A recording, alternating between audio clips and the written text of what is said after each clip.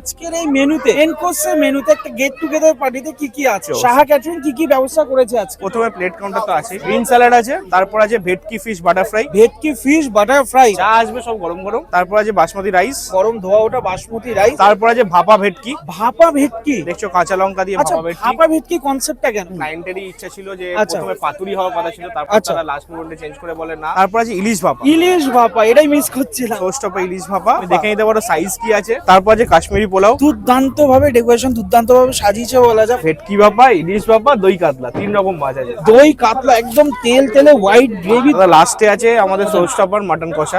Last আমরা নাগে বাজারে ভিজিট করেছিলাম, প্রায় 400 থেকে 450 লোকের ইনভিটেশনে। আমরা সেইবার গিয়ে তোমাদেরকে সবটাই দেখিয়েছিলাম, আর আজকে হচ্ছে প্রায় 100-150 কাছাকাছি। আজকে 120 জনের। 120 জন। দু রকম চাটনি আছে, একটা হচ্ছে আচ্ছা। আমসত্ত্ব, তারপর খেজুর কিশমিশ দিয়ে একটা চাটনি, আর একটা আনারসের চাটনি আছে। এটা আনারসের চাটনি আছে, পাপড় রয়েছে, এখানে রয়েছে হট গোলাপ জামুন, মাখা সন্দেশ, একদম গরম গরম মাখা সন্দেশ।